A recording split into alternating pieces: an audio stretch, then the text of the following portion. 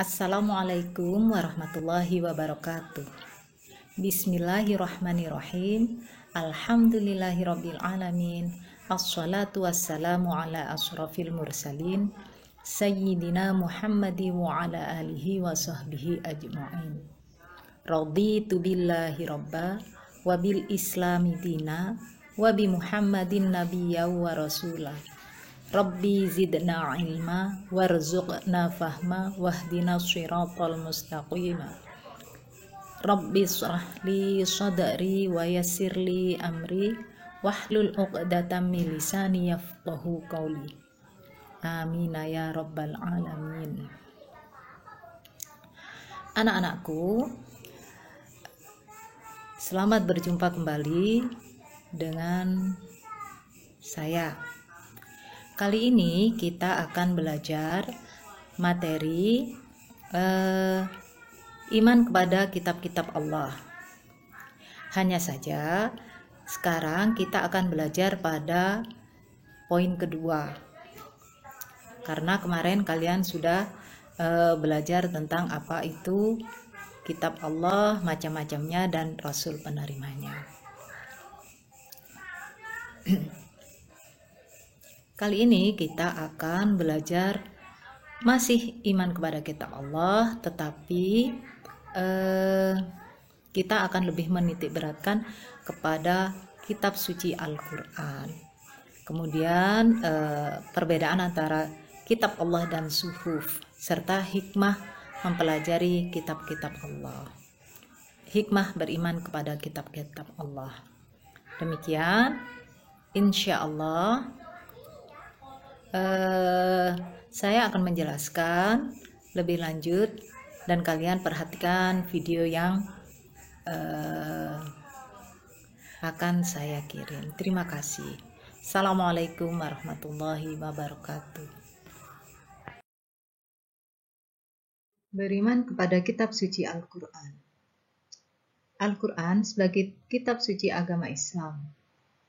Al-Quran merupakan kitab suci dari Allah yang terjamin kemurniannya. Maksudnya, sejak awal diturunkan sampai sekarang, bacaan Al-Quran dan isinya tidak mengalami perubahan, baik penambahan maupun pengurangan. Sedangkan kitab-kitab sebelumnya yang ada sekarang sudah tidak murni lagi. Perhatikan firman Allah surat Al-Hijr ayat 9. A'udzubillahi minasyaitonirrajim. Bismillahirrahmanirrahim.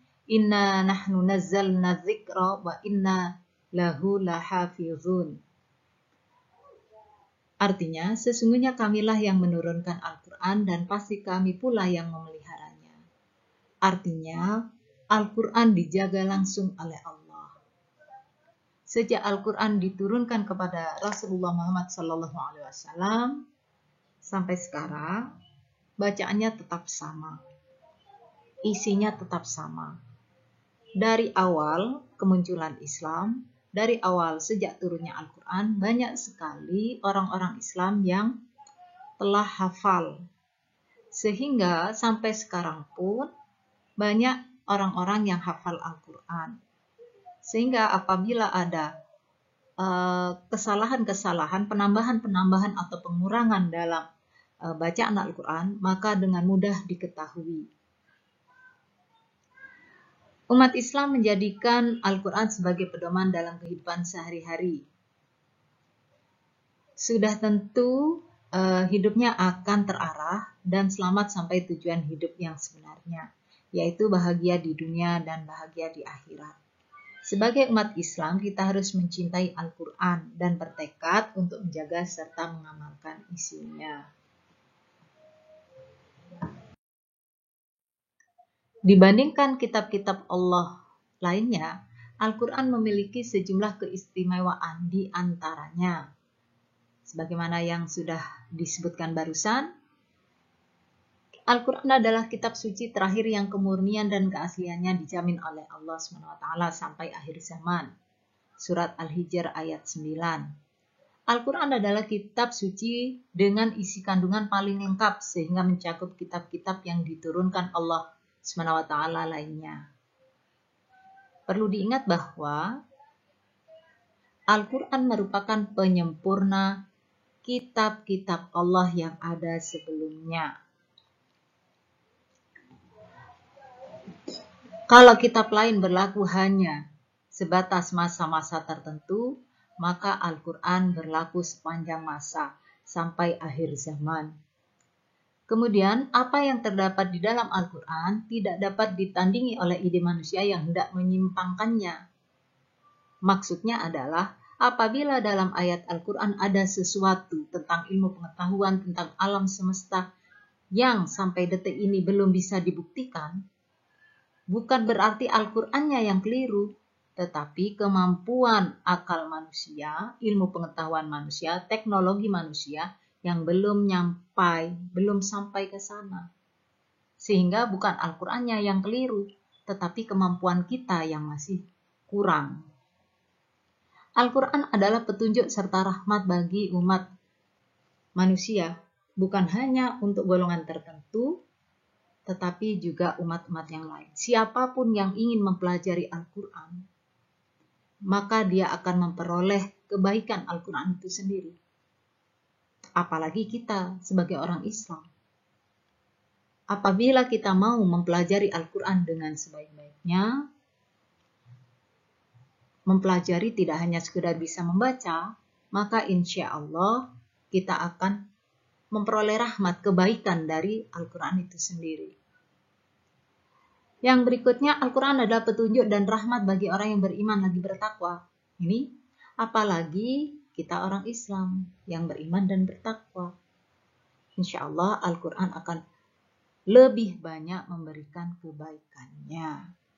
Kemudian mempelajari Al-Quran dihitung sebagai ibadah. Ada keterangan bahwa ketika seseorang belajar membaca Al-Quran,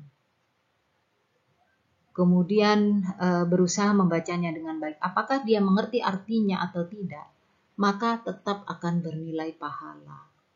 Luar biasa. Yuk, yang merasa belum bisa membaca Al-Quran, silahkan belajar membaca. Belum terlambat untuk bisa membaca. Yang sudah bisa membaca dengan baik, jangan berhenti untuk tetap membacanya. Dilengkapi, ditambah dengan berusaha belajar, memahami maknanya. Kemudian agar bisa diamalkan dalam kehidupan kita sehari-hari.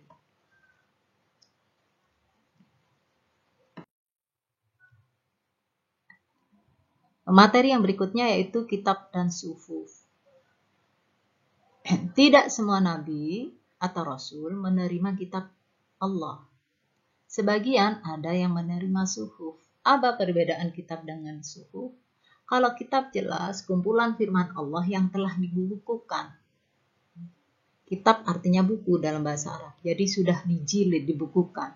Sementara kalau suhuf berupa lembaran-lembaran, belum dibukukan. Contoh paling gampang, kalian punya buku. Atau yang masih mengaji di musola, kadang-kadang kalian mendapati Al-Quran yang sudah lepas. Kita asumsikan bahwa Al-Quran yang sudah lembaran-lembaran yang sudah lepas itulah suhuf. Sementara yang masih utuh itulah kitab. Ya. Masing-masing punya persamaan, yaitu berisi firman Allah. Jadi kalau kitab kumpulan firman Allah yang sudah dibukukan, sementara suhuf lembaran-lembaran firman Allah yang belum dibukukan. Perhatikan firman Allah surat Al-A'la 18-19. A'udzubillahi minasyaitonirrajim. Bismillahirrahmanirrahim. Inna hadza lafis suhufil ula suhufi Ibrahim wa Musa. Sesungguhnya ini terdapat dalam kitab-kitab yang dahulu, yaitu kitab-kitab Ibrahim dan Musa alaihissalam. Perbedaan dan persamaan kitab dan suhuf. 1. Isi kitab lebih lengkap daripada isi suhuf. Karena jelas lembaran-lembaran tidak sebanyak jumlahnya, tidak sebanyak kitab. Bentuk dari kitab sudah dibukukan, sedangkan suhuf masih berbentuk lembaran-lembaran yang terpisah. kitab biasanya berlaku lebih lama daripada suhuf. Secara terinci, para nabi dan rasul yang menerima suhuf dari Allah antara lain Nabi Idris alaihissalam memperoleh 30 suhuf, Nabi Sis alaihissalam memperoleh 50 suhuf, Nabi Ibrahim alaihissalam 10 suhuf, Nabi Musa alaihissalam menerima 10 suhuf. Tolong perhatikan di sini mungkin yang kalian belum pernah atau jarang mendengar, yaitu Nabi Sis alaihissalam. Nabi Idris, Nabi Ibrahim, Nabi Musa alaihissalam adalah Rasul, sehingga kita sering mengenal, termasuk dari 25 Rasul yang wajib diimani. Sementara Nabi Sis itu hanya seorang Nabi, beliau bukan Rasul.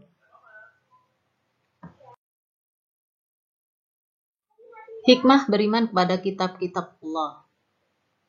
Yang pertama, memberikan petunjuk kepada manusia mana yang benar dan mana yang salah, mana yang hak, mana yang batil.